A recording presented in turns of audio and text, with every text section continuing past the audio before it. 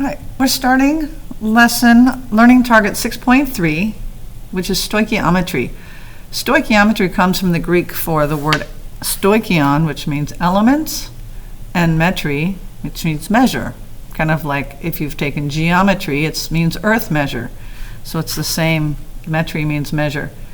It is the relationship between the amounts of reactants and products in a chemical reaction. And so we know about moles, and so the first thing we need is a balanced chemical equation. So step one, whenever you're doing a stoichiometry problem, is make sure you have a balanced equation. If it's not balanced, it won't help. We want to make sure that we know what coefficients we have for each compound or element. In this case, I have 1 mole of propane, C3H8, combines with 5 moles of oxygen, and it produces 3 moles of carbon dioxide and 4 moles of water. Again, you have to have a balanced equation. All right. For each molecule or mole of propane, there needs to be 5 molecules or moles of oxygen. Likewise, if there were a dozen molecules, you would need 1 dozen, you need 5 dozen molecules of oxygen. All right? So every mole of propane, you need 5 moles of oxygen. For every mole of propane burned, you're going to produce 3 moles of carbon dioxide and 4 moles of water.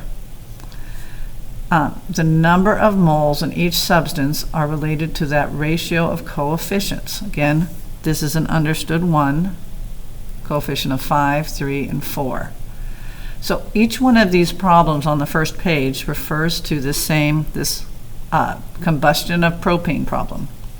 So it says how many moles of water are produced when 1.45 moles of propane are combusted.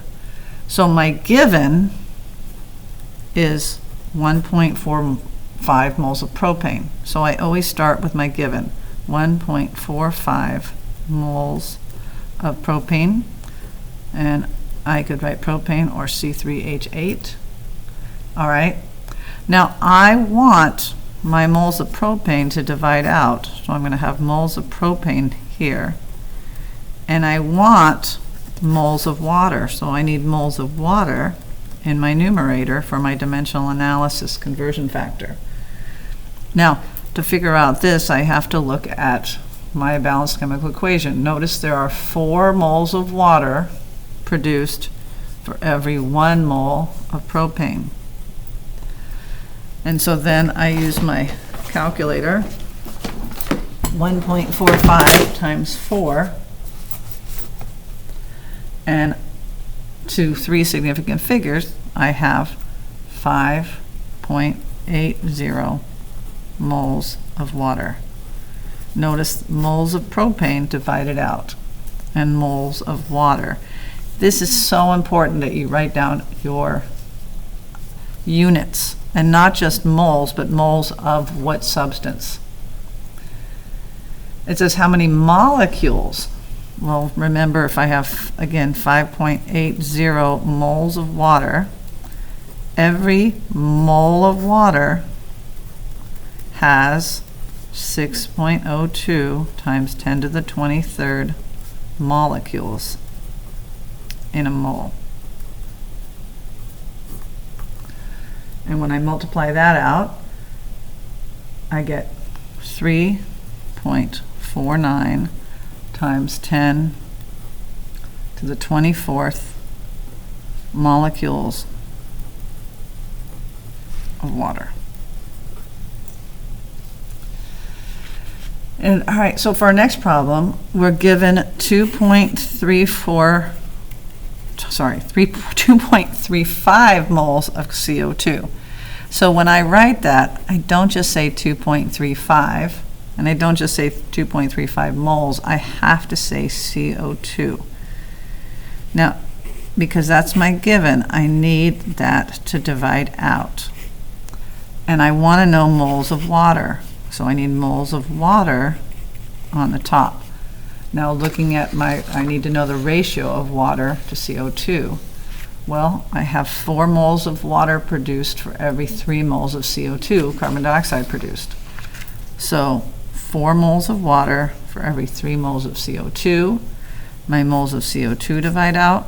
When I take 2.35 times 4 and divide it by 3, I get approximately 3.13 moles of water. Again, I'm going to make sure everything divides out. And when you're writing your answer, you don't just say moles, you have to say moles of water. It says, why is the following statement false? If 10 grams of propane burns, you need 50 grams of oxygen. Well, that would be a 1 to 5 ratio. That would be true only if the molar mass of propane and water was the same. We know the molar mass of propane is 3 times 12 approximately, plus 8 times 1. That would be 36 plus 8, has a molar mass of 44 grams. Water has a molar mass of approximately 2 times 1 plus 16 of about 18 grams. So there's 5 moles of water and 1 mole of this. 1 mole of this would give me 44 grams. 5 moles of this would give me 90 grams. So the ratio of grams is only about double. So that's why the masses of propane and water not the same. All right, that's the end of page 1.